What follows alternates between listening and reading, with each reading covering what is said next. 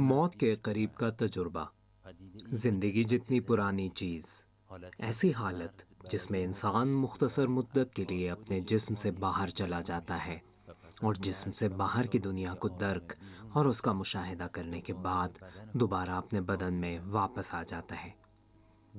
اس بار میری ملاقات ایسے شخص سے ہوئی جسے ایک خوفناک اور دردناک بھنور سے نجات ملی، وہ بھی اس نیک کام کی وجہ سے جو اس نے اس سے پہلے کیا تھا۔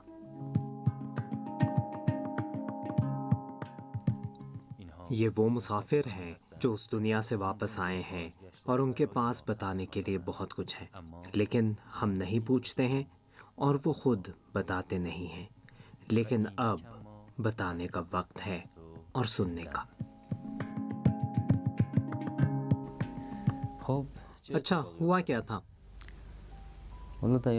اپریل کے مہینے میں یہ واقعہ رونما ہوا تھا۔ کون سا سال تھا؟ 6 اپریل سن 2015 کو یہ واقعہ پیش آیا۔ اچھا، البتہ 2-3 واقعات ہیں، لیکن ان میں اصلی وہ ہے جو میرے لیے کسی قدر زیادہ طویل تھا۔ اس دن میں معمول کے مطابق یونیورسٹی جانے کے لیے اٹھا۔ اس زمانے میں ایم اے کا اسٹوڈنٹ تھا۔ میں نے اپنے بیٹے اور اہلیہ کو خدا حافظ کہا، پھر اہلیہ سے پوچھا کوئی کام تو نہیں ہے؟ کہنے لگے کہ نہیں، خدا حافظ۔ میں نے کہا کہ ہم نے ناشتہ بھی اکٹھا نہیں کیا۔ اس نے کہا سفر پر تو نہیں جا رہے ہو، لوٹ آؤ گے۔ میں نے کہا اچھا ہوتا کہ ناشتہ اکٹھا کر لیتے۔ کہنے لگی آج بدلے بدلے سے لگ رہے ہو، ایسی باتیں کیوں کر رہے ہو؟ میں نے کہا یوں ہی، کوئی خاص بات نہیں۔ پھر میں اپنے بیٹے کے کمرے میں گیا اور اس کا بوسہ لیا، الوداع کہہ کر میں چلا گیا۔ یونیورسٹی میں کلاس میں تھا، تقریباً 1-2 گھنٹے گزرے۔ پروفیسر میرے پاس آ کر کہنے لگے تم سو کیوں رہے ہو، تھکے ہو؟ گزشتہ شب تمہاری شفٹ تھی کیا؟ میں نے کہا نہیں سر، میں آپ کا لیکچر سن رہا ہوں۔ نہ جانے اس وقت کے تقریباً 15 منٹ یا 20 منٹ بعد مجھے فلوشنگ کا احساس ہوا، یعنی میری طبیعت اچھی نہیں تھی اور بہت ہی بے کیف سی طبیعت ہو رہی تھی۔ جسمانی یا روحانی؟ جسمانی۔ اچھا۔ اس سے تقریباً 2-3 دن پہلے میرا بلڈ شوگر کا لیول لو ہو گیا تھا اور ایسی حالت ہو گئی تھی۔ البتہ ہسپتال میں 5-6 گھنٹے رہنے کے بعد طبیعت سنبھل گئی تھی اور میں گھر چلا گیا تھا۔ میرا کولیگ میرے پاس بیٹھا ہوا تھا۔ میں نے کہا علی، اس نے کہا کیا بات ہے؟ میں نے کہا کہ لگ رہا ہے کہ میری طبیعت ٹھیک نہیں ہے۔ اس نے پوچھا کیوں، کیا ہوا ہے؟ میں نے کہا بدن میں کپ کپی ہے، مجھے فلوشنگ کا احساس ہو رہا ہے۔ کہنے لگا مذاق مت کرو، بتاؤ بات کیا ہے؟ میں نے کہا نہیں پتا، میرا خیال ہے کہ بلڈ شوگر لو ہو گئی ہے۔ تھوڑی دیر کے بعد میں اپنا توازن برقرار نہ رکھ سکا، یعنی میرا سارا بدن کانپ رہا تھا۔ میں نے اس سے کہا علی ایمبولینس کے لیے فون کرو۔ اس نے کہا سچ کہہ رہے ہو؟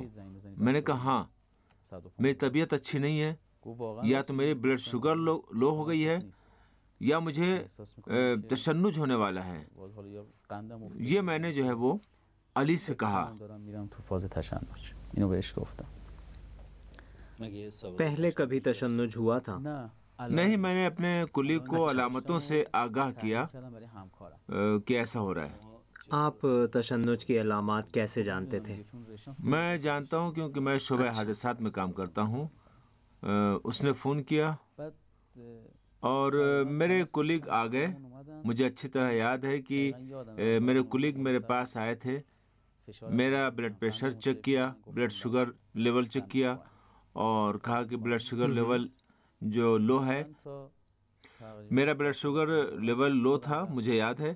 میں خود ایمبولینس میں سوار ہوا تھا ایمبولینس میں سوار ہونے کے بعد میں اسٹریچر پر لیٹ گیا. پھر میں نے اپنے کولیگ سے کہا کہ ڈیازیپام تیار رکھو. پوچھا کیوں؟ میں نے کہا میری حالت اچھی نہیں ہے. اس نے کہا اچھا. وہ ڈیازیپام تیار کر رہا تھا. میں نے کہا میری رگ میں مت لگانا، نس میں میری اس سے مت لگانا. جیسے آپ خود اس ٹیم میں شامل تھے. جی ہاں. میں نے کہا پٹھے میں لگانا تاکہ ہوش و حواس میں رہوں. اس نے کہا اچھا. میں نے یہی جملہ کہا. اس کے بعد مجھے کچھ یاد نہیں کہ کیا ہوا، یہاں تک کہ میں نے دیکھا کہ ایک بہت بڑا بھنور میرے سر پر ہے.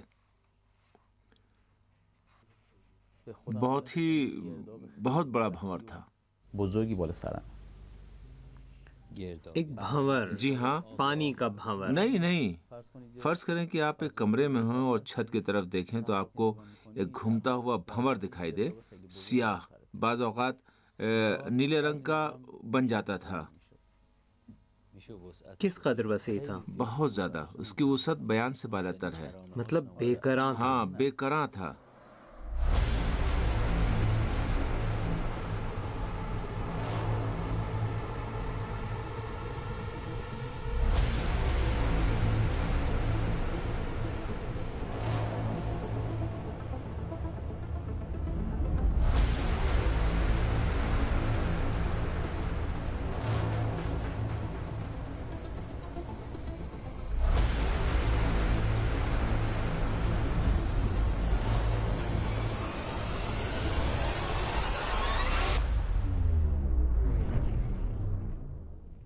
من دقیقاً در مرکزش. میں اس کے وسط میں تھا. وہ میرے سر کے بالکل اوپر گھوم رہا آپ سے تھا. کتنی بلندی پر؟ اولش بالا بود. شروع میں زیادہ اوپر تھا. شروع میں مجھ سے کسی قدر زیادہ فاصلے پر تھا، لیکن دھیرے دھیرے نزدیک ہو گیا. کتنا قریب؟ یعنی 2-3 میری میٹر سمت بڑھ رہا تھا. مجھے محسوس ہو رہا تھا کہ میرے قریب آ رہا ہے اور مجھے نگل لے گا. کسی طرح کی آواز نہیں، نہیں تھی؟ آواز نہیں تھی، بالکل نہیں. مکمل طور اس پر وقت آپ سناٹا کا کیا تھا. احساس تھا؟ خوف کا احساس تھا. وہ واقعی بہت خوفناک تھا. اب جب کہ آپ کو بتا رہا ہوں مجھے خوف محسوس ہو رہا ہے.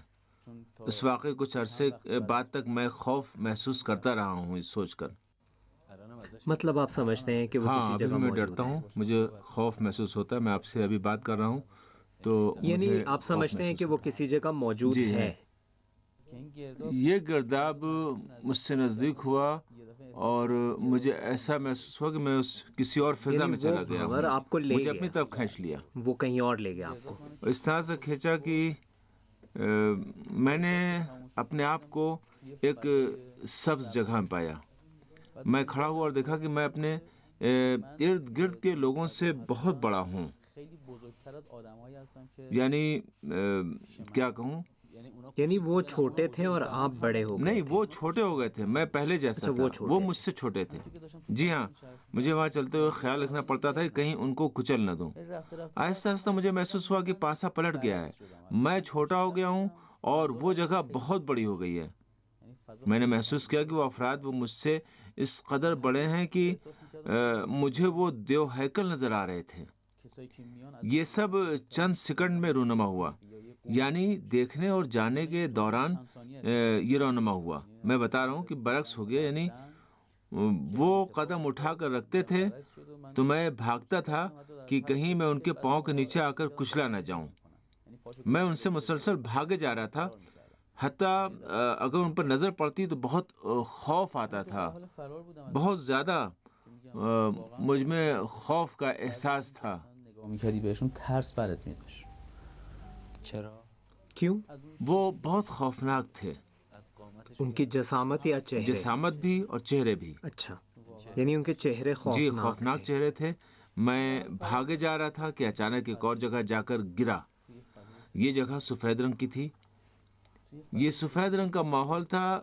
اس کے نور سے مجھے اذیت نہیں پہنچ رہی تھی، لیکن وہ جگہ اس قدر سفید اور بڑی تھی کہ سمجھ میں نہیں آ رہا تھا کہ میں کہاں ہوں. سفید یا نور؟ کیونکہ آپ نے نور کا بھی ذکر کیا ہے اور سفیدی کا بھی. دیکھیے، سفید جگہ بہت سفید تھی اور نور بھی تھا. وہ نور تکلیف دہ نہیں تھا، لیکن وہ نور اس جگہ تھا. اچھا. میں چل رہا تھا تاکہ دیکھوں کہ ماحول کیسا ہے اور میں کہاں ہوں، کوئی راستہ تلاش کروں۔ اچانک مجھے ایک آواز سنائی دی، کوئی دور سے مجھے میرے نام سے پکار رہا تھا اور کہہ رہا تھا فکر مت کرو، میں بھی یہاں ہوں۔ میں ادھر ادھر دیکھ رہا تھا تاکہ پتہ چلے کہ آواز کہاں سے آ رہی ہے۔ مجھے کوئی دکھائی نہیں دے رہا تھا، وہ جگہ بہت بڑی اور سفید تھی، مجھے کچھ نظر نہیں آ رہا تھا، صرف آواز سن رہا تھا۔ کوئی کہہ رہا تھا فرہاد بے فکر رہو، میں بھی ہوں۔ آواز قریب سے قریب تر ہو رہی تھی۔ میں اچانک اپنی جانب متوجہ ہوا اور خود کو بیڈ پر پایا، جیسے اسپتال کا بیڈ ہوتا ہے۔ یہ آواز میرے قریب آ گئی۔ جب آواز قریب سے آئی تو میں نے چہرے پر نظر ڈالی تو دیکھا کہ میری دادی اماں ہیں۔ میری دادی وفات پا چکی تھیں۔ میں نے دیکھا کہ وہ ہیں اور وہ میرے بیڈ کے پاس موجود تھی۔ بیڈ کے پاس تھی۔ واقعی مجھے شوق سا لگا، کیونکہ میں جانتا تھا کہ وہ فوت ہو چکی ہیں۔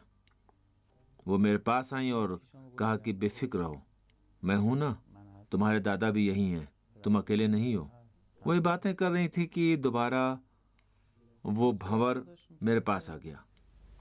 یه دفعه دوباره همون گرداب اومد سراغ.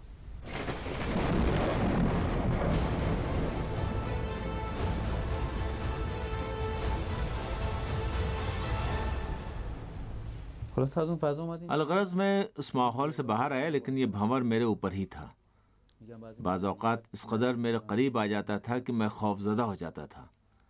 میں اسی جگہ پر تھا کہ ایک آواز سنائی دی، لیکن بولنے والا نظر نہیں آ رہا تھا۔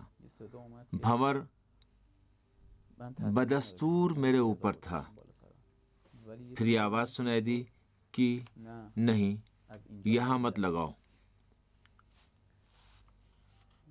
میں نے توجہ مرکوز کی کہ دیکھوں یہ کون ہے جو کہہ رہا ہے کہ یہ حصہ خراب ہو گیا ہے، یہاں مت لگاؤ بلکہ یہاں لگاؤ۔ میں سوچ رہا تھا خدایا یہ کیا ہے، کیا لگانا چاہتے ہیں، مجھ سے کہہ رہے ہیں۔ دریاسنا بھنور میرے اوپر تھا اور میں خوفزدہ تھا۔ 2 مقام میں دیکھ چکا تھا۔ مجھے محسوس ہو رہا تھا کہ اب ایک اور جگہ جا رہا ہوں، یعنی ان آوازوں کے ساتھ مجھے یہ خوف تھا کہ اب جہاں جا رہا ہوں وہ کیسی جگہ ہوگی۔ کیا وہ پہلی جگہ جیسی ہوگی جو کہ بہت خوفناک تھی، یا دوسری جگہ جیسی ہوگی جہاں میری دادی میرے پاس آئی تھیں۔ یہی سوچ رہا تھا کہ میں ایک ایسے ماحول میں داخل ہوا کہ ایک بیڈ میرے سامنے تھا، ایک خاتون اور ایک مرد بیڈ کے پاس تھے۔ انہوں نے سرمئی رنگ کے کوٹ پہن رکھے تھے۔ مجھے بیڈ پر پڑا ہوا آدمی نظر نہیں آ رہا تھا۔ خاتون نے مرد سے کہا یہ نس خراب ہو گئی ہے، اس کی ٹانگ پر لگاؤ۔ میں دیکھنا چاہتا تھا کہ بیڈ پر کون لیٹا ہوا ہے۔ یہ دونوں فرد میرے سامنے کھڑے تھے اور میں ان کے پیچھے تھا۔ مجھے بیڈ پر لیٹا ہوا شخص دکھائی نہیں دے رہا تھا۔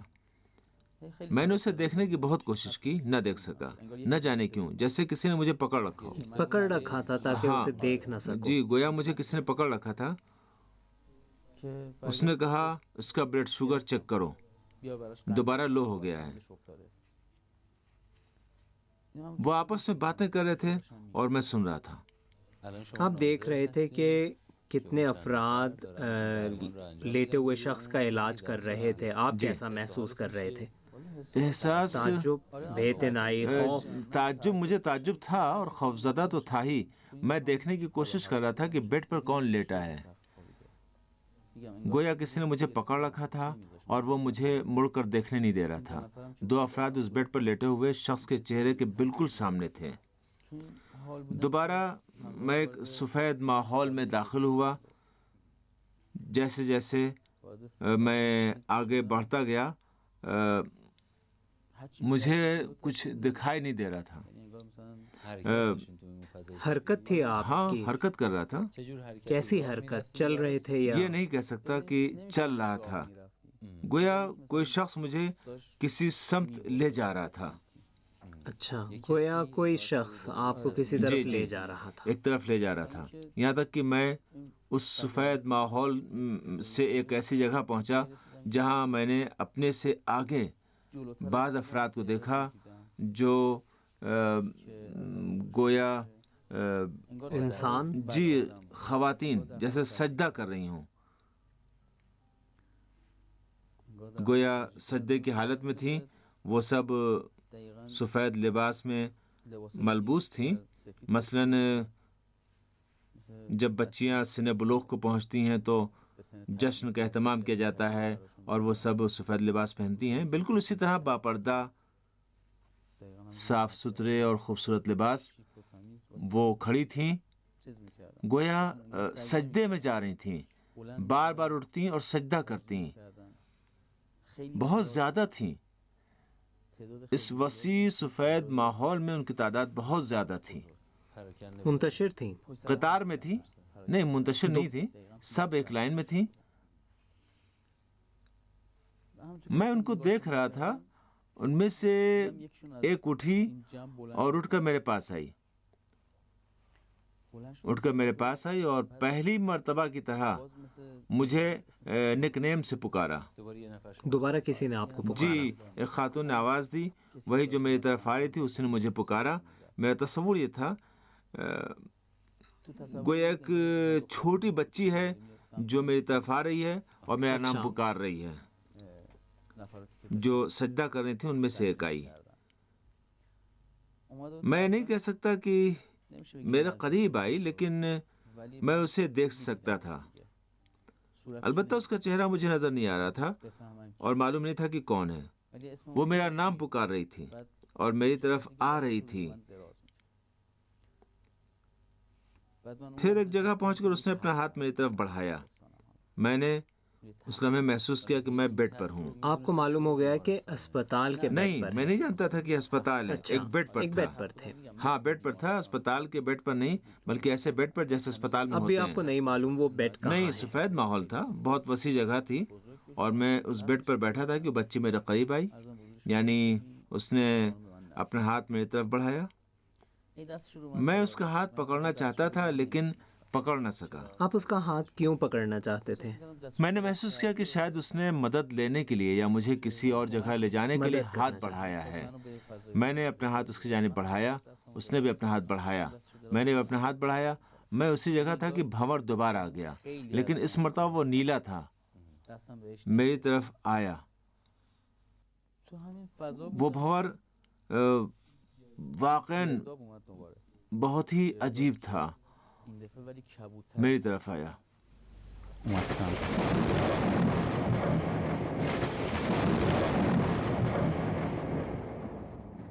ہر بار درباره جب بھی آپ اس بھنور کی بات کرتے ہیں تو آپ کی حالت بدل جاتی ہے. واقعی ایسا ہی ہے، کیونکہ مجھے اس سے خاص قسم کا خوف محسوس ہوتا ہے.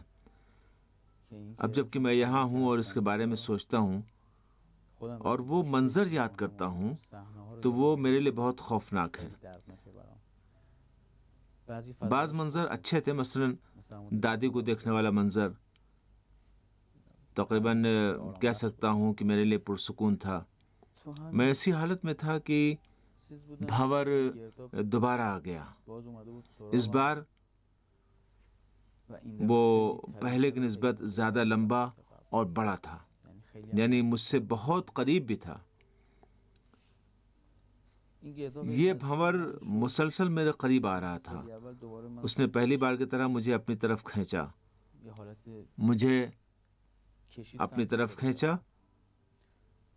میں دوسری جگہ پہنچ گیا، ایسی فضا جو ہر طرف تاریک تھی، ہر طرف تاریکی تھی. مجھے لگا جیسے اس نے مجھے اپنے اندر سمو لیا ہے. اس قسم کا ماحول تھا. اس سیاہ منظر اور بھنور کے بعد میں ایک سبز جگہ پہنچا. سبز؟ جی ہاں، ایک سبز جگہ تھی جیسے گندم کا کھیت. پہلے میں ڈرا، خدایا یہ کون سی جگہ ہے، کہاں آ گیا ہوں، اب کیا ہوگا، مجھے کوئی نظر نہیں آ رہا ہے. تحت نظر گندم کی سبز فصل تھی، بہت عمدہ ماحول تھا.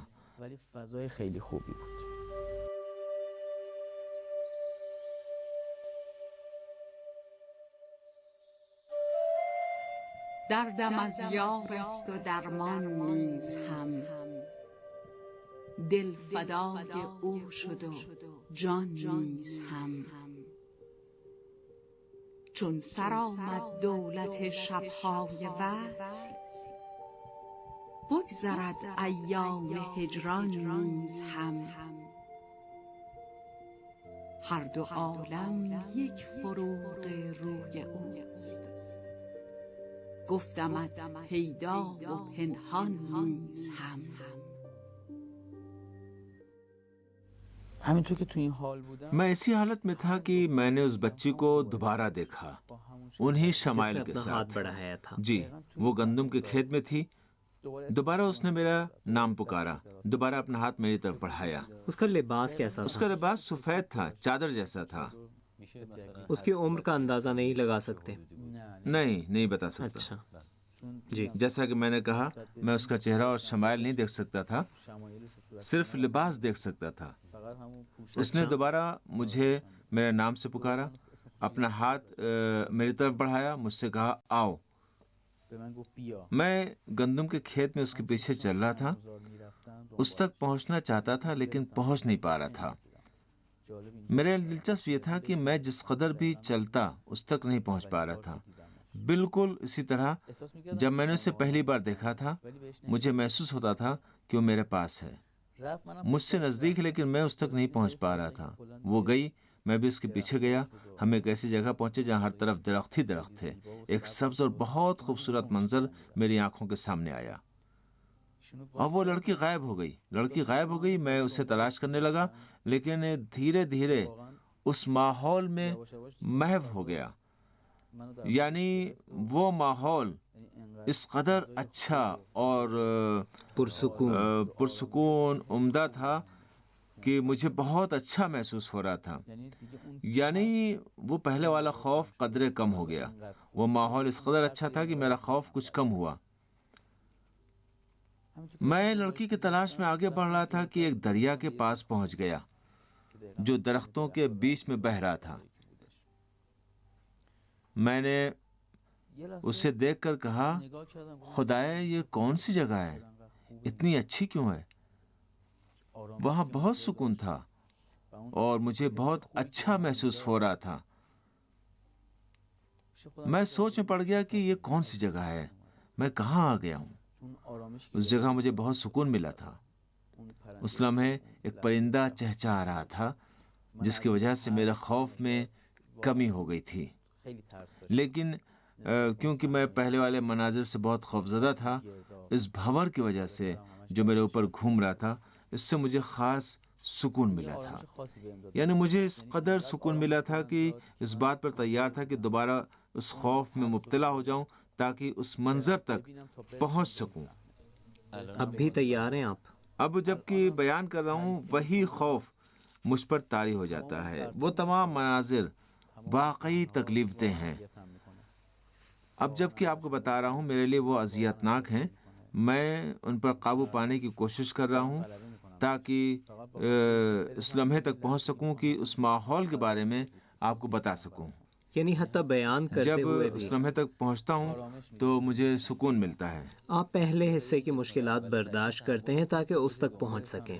جی، اس تک پہنچ سکوں.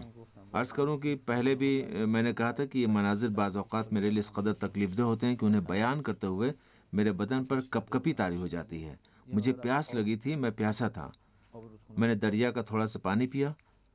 ایسی صورتحال تھی جیسے میں نے پانی پیا ہی نہ ہو، جیسے میں نے دریا سے پانی نہ پیا ہو. یعنی تر اور گیلا ہونے کا احساس نہیں؟ بالکل نہیں، بہت صاف تھا. واقعی میں نے اسے بہت صاف پایا. میرا عکس پانی میں تھا.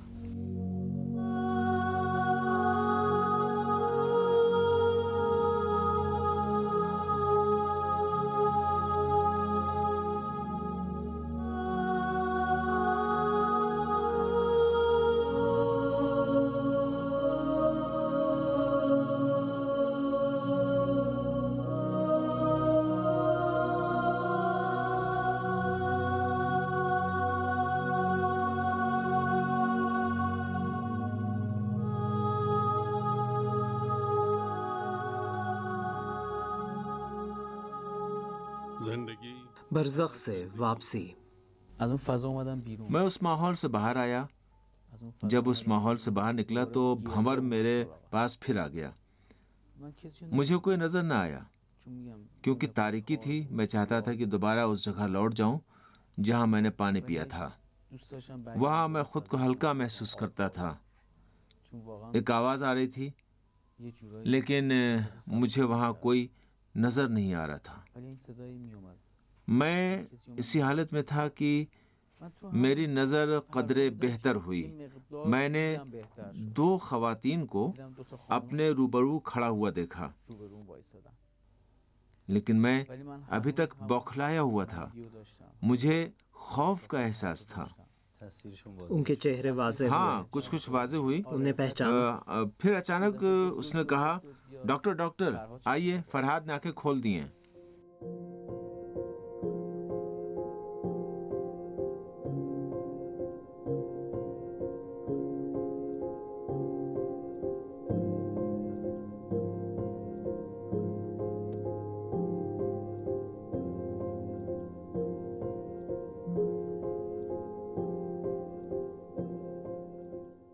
تصورش میکردم میرا خیال تھا کہ اگر آنکھیں بند کروں گا تو وہ بھنور دوبارہ آ جائے گا.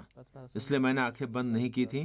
نرس بار بار آتی اور کہتی کہ آنکھیں بند کر کے آرام کرو. میں کہتا میں نہیں کر سکتا. پوچھتی کیوں؟ میں کہتا مجھے اذیت ہوتی ہے. یہاں تک کہ چند گھنٹوں کے بعد ایک اور ڈاکٹر میرے پاس آیا اور سلام کے بعد کہنے لگا میں تمہارا ڈاکٹر ہوں. پھر اس نے مجھے بتایا کہ تمہارے ساتھ یہ واقعہ ہوا ہے. تم تقریباً 27-28 دنوں سے کوما میں ہو. مجھے 2 ہسپتالوں میں لے جایا گیا تھا کیونکہ پہلے ہسپتال میں ہوش میں نہیں آیا تھا بلکہ میری حالت زیادہ خراب ہو گئی تھی. جیسا کہ میں نے سنا ہے کہ میرے والد صاحب سے کہا گیا تھا کہ اس کے بدن کے اعضاء عطیہ کر دیں کیونکہ ڈاکٹروں نے برین ڈیتھ کا امکان ظاہر کیا تھا. البتہ میرے والد نہ مانے. پھر میرا علاج شروع کر دیا گیا اور میری حالت قدرے بہتر ہو گئی. میں نے اپنے بھائی سے کہا کہ مجھے ٹانگ میں انجیکشن کی بہت تکلیف ہوئی.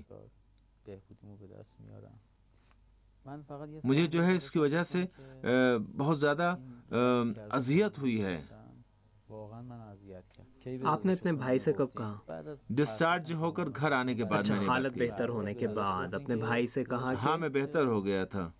میں نے کہا بھائی سے کہ نرسنگ عملے کے ان 2 افراد نے مجھے بہت تکلیف پہنچائی.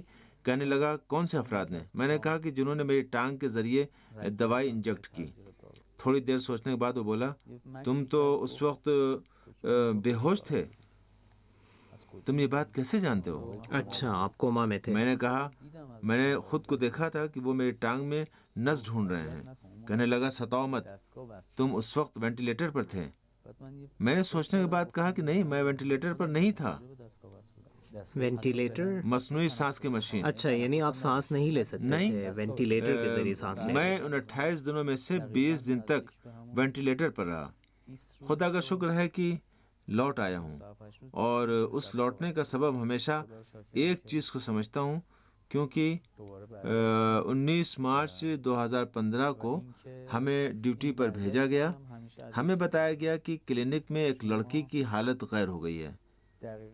میری عادت ہے کہ جب بھی مجھے ڈیوٹی پر بھیجا جاتا ہے تو فوراً سوچتا ہوں کہ کیا ہو سکتا ہے.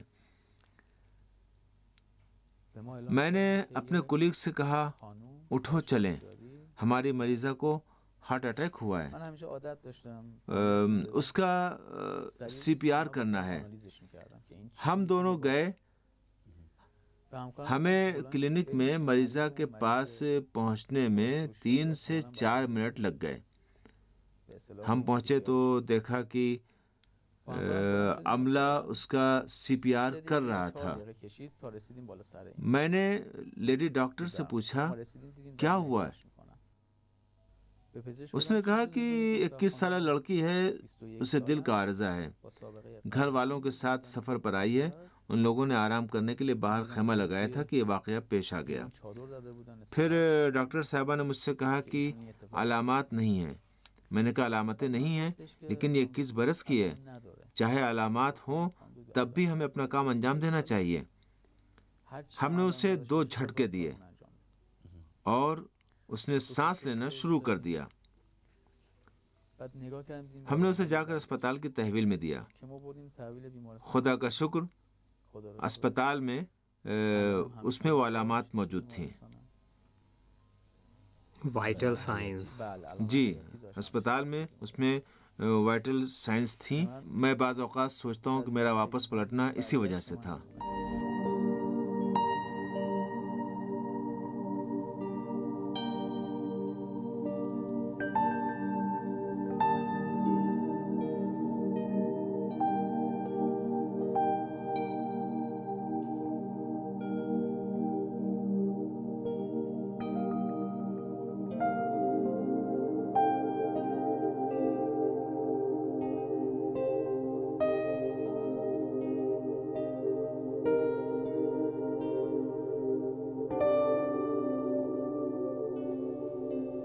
فکر میکنید که کیا آپ سمجھتے ہیں کہ برزخ سے واپسی کے بعد آپ نے کوئی گناہ نہیں کیا، اب آپ گناہ کا ارتکاب نہیں کرتے ہیں؟ یہ کہنا کہ میں گناہ نہیں کرتا درست نہیں ہے، کیونکہ گناہ ہر لمحہ ہمارے ساتھ ہے. البتہ میں اس سے بچنے کی کوشش کرتا ہوں اور خود کو اس سے بچاتا ہوں. یعنی آپ کے لیے گناہ کا امکان ہر لمحے پایا جی ہاں. جاتا ہے لیکن اس کا مقابلہ کرنے کی کوشش کرتا اس ہوں. تجربے کے بعد. جی ہاں. باور شما به این که اس بات پر آپ کے ایمان کے غیب موجود ہے. ایسی مخلوقات اور واقعات ہیں جو غیب ہیں اور ہمیں نظر نہیں آتے ہیں. اس تجربے سے پہلے اور اس کے بعد آپ کے اس ایمان میں کیا تبدیلی آئی؟ میں اس سے پہلے زیادہ نہیں جانتا تھا اور نہ پہچانتا تھا. آپ کا عقیدہ اور خیال کیا تھا؟ چونکہ معرفت نہیں تھی لہٰذا یقین بھی نہیں تھا، باوری هم اور اچھا. چونکہ معرفت نہیں تھی لہٰذا یقین بھی نہیں تھا، اور زیادہ سے زیادہ بزرگوں سے سن رکھا تھا اور اسی کو کافی سمجھتا تھا، لیکن یقین نہیں تھا. ولی اینکه یقین نہیں تھا لیکن. جی ولی اینکه خودم میں نے چونکہ خود محسوس کیا اور دیکھ لیا، اب مجھے 100% یقین ہے. الان باوری به 100%. چرا شما بعد اتنے برسوں کے بعد حتیٰ آپ کو مکمل تفصیلات تک یاد ہیں، کیوں؟ دیکھیے من خاطر یہ کوئی یاد نہیں ہے، تجربہ. تجربه یہ تجربہ ہے. اچھا. یہ چونکہ یاد نہیں ہے اس لیے فراموش نہیں ہو سکتا. حتیٰ ایک ایک بات. در حقیقت میں نے یہ سب دیکھا ہے، اسے یاد قرار نہیں دیا جا سکتا. یاد سے بالا تر. یاد ہر گزرتے دن یا سال کے ساتھ شاید دھندلا جائے، الان شاید شاید ہمیں چند سال پرانی یادیں بھول چکی ہوں، لیکن میرے خیال میں یہ یاد نہیں ہے. ولی این به نظر من یہ یاد نہیں ہے. وہ خاتون یا لڑکی جو دو ایک بار آئی اور اس نے اپنا ہاتھ آپ کی طرف بڑھایا اور ایک خوشائند مقام کی جانب آپ کی رہنمائی کی، اس سبزے والی جگہ اور نہر کی جانب، اس کے بارے میں آپ کا کیا خیال ہے؟ وہ اس مقام پر آپ کی رہنما تھی؟ بالکل. من احساس کردم که ایشون میں محسوس کرتا ہوں کہ جیسا کہ آپ نے فرمایا وہ میری رہنما تھی. اس نے مجھے اس تاریکی اور اس خوف سے بچایا. حسی که دارم و جب بھی آئی اس نے یہی کام کیا، که یعنی یا تو مجھے اس بھنور سے دور لے گئی یعنی یا من جس سے مجھے اذیت پہنچتی تھی، گردابی که یا مجھے اس جگہ سے دور لے گئی. یا هم که وہ من از اون رہنما تھی یا مجھے ایسے راستے پر لے جانا چاہتی تھی کہ مجھے اس تاریکی سے نجات مل جائے. اون سیاهی و از اون تاریکی رها یعنی اگه بخواید اگر آپ اس کی خصوصیات کے پیش نظر اس کا کوئی نام رکھنا چاہیں تو کیا رہنما ہی رکھیں گے؟ نہیں، شاید نجات کا فرشتہ رکھوں گا. نجات کا فرشتہ.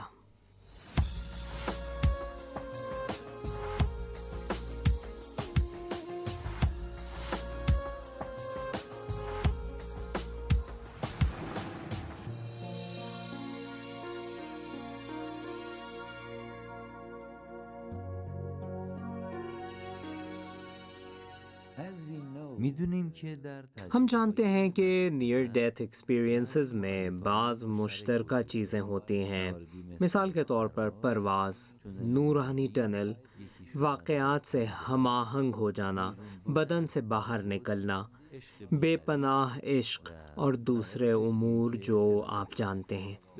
مجھے یہ بتائیے کہ تحقیقات کے مطابق کون سے امور زیادہ ہوتے ہیں اور ان کے عناوین کون کون سے ہیں، کیا ہیں؟ مودی حدود 15 مورد رو مودی نے تقریباً 15 امور کے نام لیے ہیں، جن میں سے 4 کا تعلق موت کے بعد کے اثرات سے ہے، مثلا موت کا خوف نہ رہنا، اور باقی امور کا تعلق نیئر ڈیتھ ایکسپیرینس سے ہے۔ ہمیں یہ بات مد نظر رکھنی چاہیے کہ مودی نے اپنی کتاب میں یاد دہانی کرائی ہے کہ اس نے 50 امور کا بہت جائزہ لیا ہے۔ جن امور کا اس نے ذکر کیا ہے وہ تجربات کی خاص تعداد تک محدود ہیں۔ مثلا مودی ہمیشہ ایک نورانی چیز کی بات کرتا ہے۔ در حقیقت مودی کا خیال تھا کہ صرف ایک ہی نورانی مخلوق ہے اور سب افراد اسی ایک نورانی مخلوق کو دیکھتے ہیں، لیکن اب ایسی رپورٹیں بھی ملی ہیں کہ یہ نورانی مخلوقات ایک سے زیادہ ہیں۔ جن افراد نے انہیں دیکھا ہے ان کے مطابق یہ مخلوقات فرشتوں کی صورت میں ظاہر ہوتی ہیں، یعنی ان کو فرشتے یا خدا کا پیغام پہنچانے والے قرار دیا گیا ہے۔ دوسری بات جس کا ذکر ضروری ہے، اس الہی نور کا سامنا ہے جو ضروری نہیں کہ کسی خاص مخلوق کی صورت میں نمایاں ہو، وہ صرف نور بھی ہو سکتا ہے جو ایک طرح کی محبت کو نمایاں کرتا ہے، اور انسان محسوس کرتے ہیں کہ انہوں نے الہی معشوق سے ملاقات کی ہے۔ در حقیقت آج کے زاویہ نگاہ کے مطابق بہتر ہے کہ ان تمام امور پر از سر نو نظر ثانی کی جائے اور انہیں مکمل کیا جائے۔ اس طرح بعض معلومات کا اضافہ ہوگا، جیسا کہ میں نورانی ٹنل کے بارے میں پہلے کہہ چکا ہوں کہ ٹنل کسی حقیقت تک پہنچنے کی واحد ممکنہ حالت نہیں ہے، بلکہ بہتر ہے کہ یہاں ہم انتقال کے ایک اور مرحلے کی بات کریں، اور ہمیں آگاہ ہونا چاہیے کہ انتقال مختلف صورتوں میں ہو سکتا ہے۔ مودی نے مردوں کا سامنا کرنے کی بات کی ہے، اسے بھی اپڈیٹ کرنے کی ضرورت ہے، اور یہ کہنا چاہیے کہ بالا تر مخلوقات مردے، مذہبی شخصیات، نورانی مخلوقات یا حتیٰ نامعلوم مخلوقات بھی ہو سکتی ہیں۔ یہ چند مثالیں ہیں، لیکن مجموعی طور پر ضروری ہے کہ ان تمام امور کا از سر نو جائزہ لے کر ان سے عوام کو آگاہ کیا جائے اور انہیں بتایا جائے۔ برای مردم تعریف بکنیم.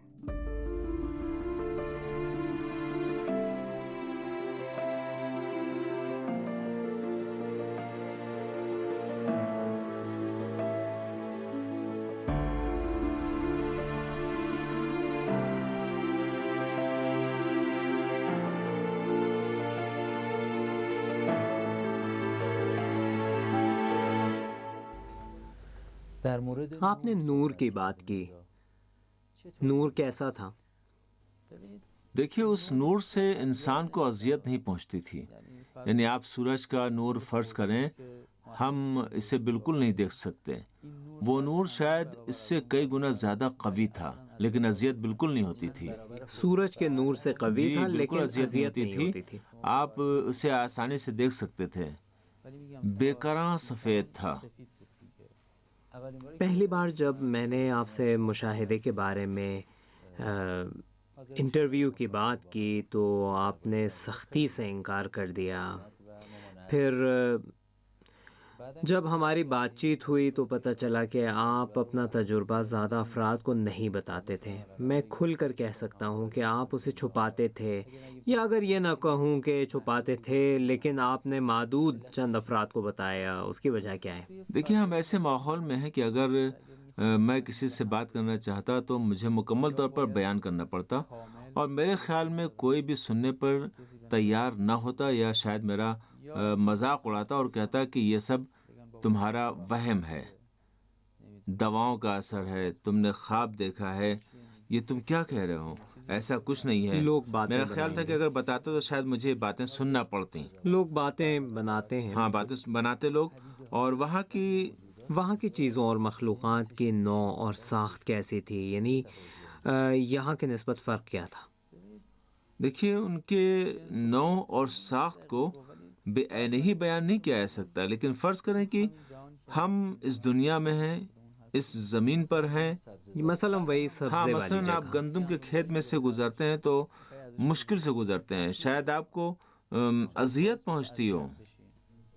الجھ جائیں. ہاں لیکن وہاں ایسا نہیں تھا. میرے خیال میں نے گندم کے جس کھیت کا ذکر کیا تھا اس میں سے گزر کر چشمے اور درختوں تک میں پہنچا.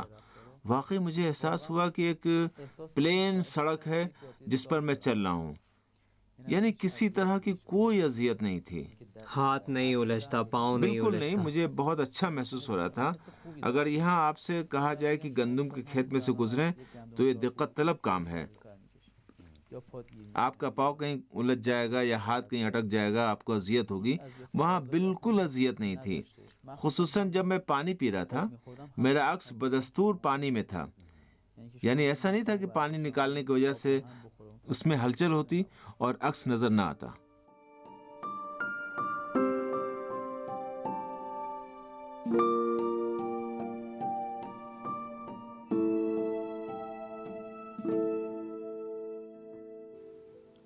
طبق نتایجی که در مصاحبه اس پروگرام میں کیے جانے والے انٹرویوز اور مطالعات سے ہم اس نتیجے پر پہنچے ہیں کہ نیئر ڈیتھ ایکسپیرینس سے گزرنے والے افراد کی رپورٹوں میں جس چیز کو پانی کہا گیا ہے اینطور میگه که وہاں اس کا ادراک ما بعد الطبیعات کے طور پر ہوتا ہے، اور اس دنیا میں اس کی سب سے زیادہ شباہت و شبیه ترین پانی کے ساتھ ہی ہوتی ہے، اور یہ ہمارا ادراک ہے.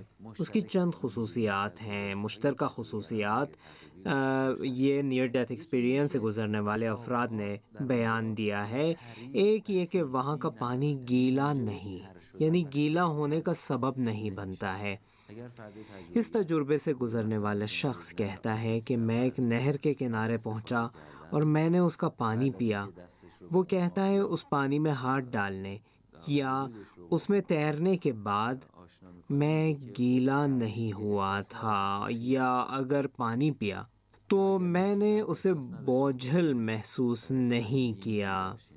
اس کے علاوہ وہاں پانی غیر منظم نہیں ہے. مطلب یہ کہ ہماری اس مادی دنیا میں جب آپ پانی پر ضرب لگاتے ہیں تو اس کے چھینٹے اڑتے ہیں، یا جب پانی بہہ رہا ہوتا ہے تو اس کی لہریں غیر منظم ہوتی ہیں، وہ اچھل کر پھیل جاتی ہیں. لیکن وہاں پانی ایسا نہیں ہے. موت کے تجربے سے گزرنے والے افراد کی رپورٹوں کے مطابق وہاں پانی بہت منظم ہے، حتیٰ اس وقت بھی جب اسے استعمال کیا جاتا ہے. فرض کریں جھیل ہے تو اس میں موج نہیں ہے، اگر وہ بہہ رہا ہو تب بھی بہت منظم ہوتا ہے. ہمارے ملک کے ایک وسطی صوبے سے تعلق رکھنے والا ایک شخص جب مجھے اس عالم کے بہتے ہوئے پانی کے بارے میں بتاتا تھا تو اس پانی کے رنگوں، اس کے پلین اور منظم ہونے کی بات کرتا تھا، اور جب بھی اسے بیان کرتا تو اس کی آنکھوں میں آنسو آ جاتے. پانی کی سطح کے پلین اور اس کے منظم ہونے کی بنا پر وہ بہت زیادہ ایکسائٹڈ ہو جاتا تھا. و شوق وادار میکرد.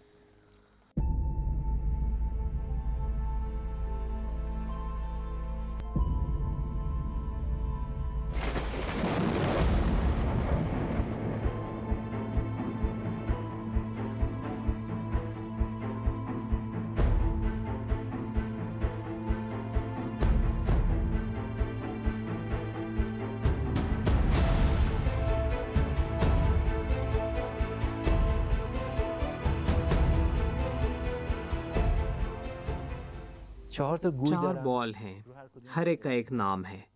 ایک کا نام خواب ہے، ایک کو میں خیال کہتا ہوں، ایک کو بیداری کہتا ہوں یعنی یہی دنیا، ایک کو وہاں کہتا ہوں یعنی جہاں آپ تھے ہم نہیں تھے، جس کا تجربہ آپ کو ہوا ہمیں نہیں۔ ان 4 الفاظ میں سے جو حقیقت سے زیادہ قریب ہیں ان کی ترتیب ان کے مطابق کیسی ہے؟ جو زیادہ حقیقی ہیں وہ اوپر اور جو تھوڑے حقیقی ہیں وہ نیچے ہوں۔ اتفاق سے میں ان بالز کو دیکھ رہا تھا۔ میں نے ایک منظر کے بارے میں آپ کو بتایا کہ وہ بہت اچھا تھا، سرسبز تھا، دریا تھا، وہ بالکل اسی بال کی طرح تھا۔ کیا مطلب؟ میں جس جگہ تھا ایک بال جیسی تھی، جگہ ایک گلوب جیسی ہاں تھی۔ وہ گلوب جیسی تھی۔ میری نظر آپ کی نظر کیسی ایسی تھی؟ تھی کہ جیسے میں اس گلوب میں کھڑا سب کچھ دیکھ رہا تھا، 360 درجے میں تمام حقائق کو دیکھ رہا تھا۔ اچھا، یعنی آپ کی نظر ایسی تھی کہ وہ گلوب کے تمام اطراف کو دیکھ رہے تھے، بیک وقت ہر جی، طرف ایک ہی وقت میں رہے تھے۔ دیکھ رہا تھا۔ خواب کو آپ جی ہاں۔ سب سے نیچے رکھیں گے تو آپ کے نزدیک خواب کی حقیقت سب سے کم جی، ہے، اور خواب سے ایک زینہ اوپر کیا ہے؟ خیال۔ اچھا، بہت خوب، باقی رہ گیا وہاں اور بیداری۔ ان میں سے ایک کو آپ اٹھا لیجئے۔ ایکسکیوز می، جی کوئی بات نہیں، تیسرے درجے پر خیال سے زیادہ حقیقی کیا میں ہے؟ بیداری لکھوں گا۔ تو پھر چوتھی چیز ظاہر ہو گئی ہے، برائے مہربانی چوتھی کا بھی نام لکھ دیں۔ آپ کیوں سمجھتے ہیں کہ بیداری کی نسبت وہاں زیادہ حقیقی ہے؟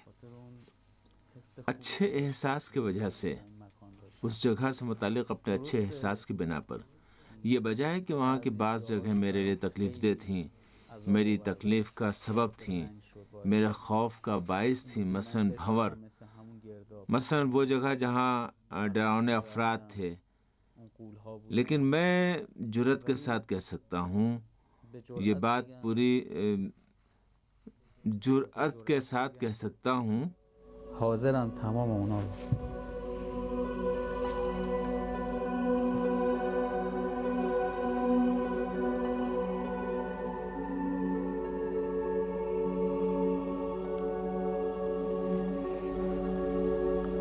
معاف کیے گا۔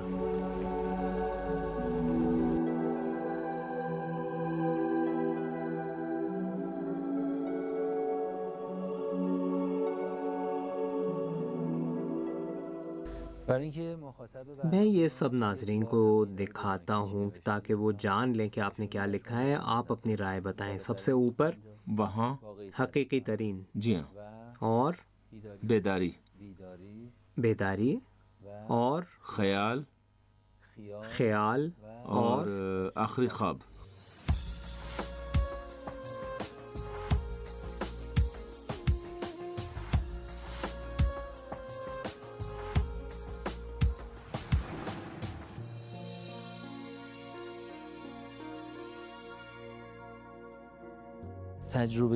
تجربے سے گزرنے والے افراد کا کہنا ہے کہ ہم جا کر آئے لیکن منکر و نکیر کو نہیں دیکھا۔ کیا اس کی وجہ یہ ہے کہ منکر و نکیر اس مرحلے کے لیے یا عارضی طور پر مرنے والے افراد کے لیے نہیں ہے، یا ان کا تعلق بعد والے مرحلے یعنی قیامت سے ہے؟ وجہ کیا ہے؟ ان کو نظر کیوں نہیں آتے؟ میں یہاں 2 نکات بیان کروں گا۔ ایک مرحلہ زمانہ، وقت، مثلا وہ 5 دن کے لیے مرا تھا، 1 گھنٹے تک مرا تھا، 2 گھنٹے تک مرا تھا، یہ ایک جانب۔ دوسری جانب شاید خود اس شخص کے لیے وقت ہی نہیں گزرا، اس کا برعکس بھی ہے۔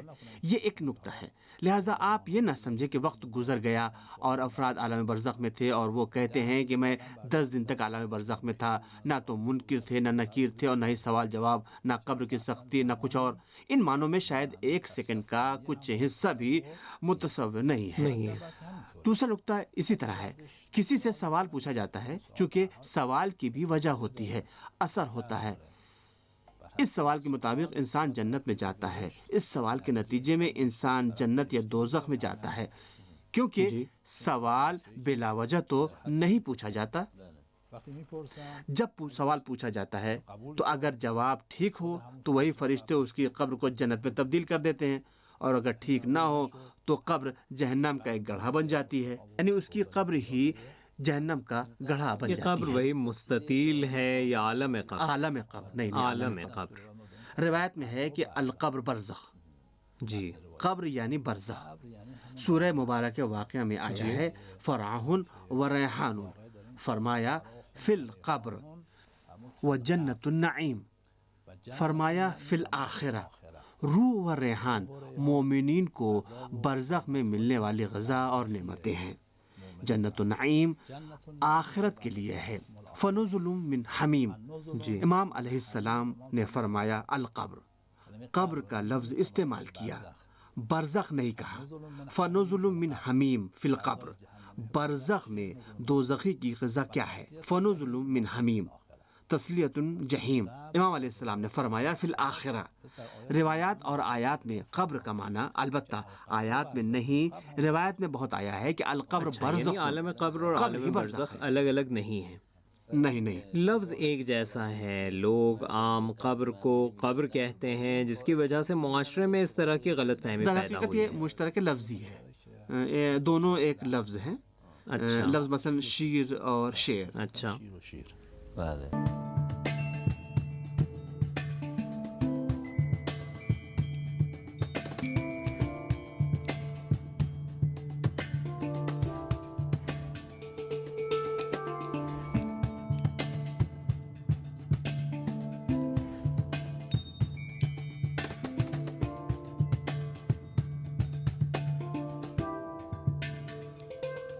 فکر بلبل همه آن است که گل شد یارش، گل در اندیشه که چون عشوه کند در کارش. بلبل از فیض گل آموخت سخن، ورنه نبود این همه قول و غزل تعبیه در منقارش. و در پای اور آپ پر خدا کا مہربان نور ہمیشہ سے زیادہ تابندہ رہے۔ همیشه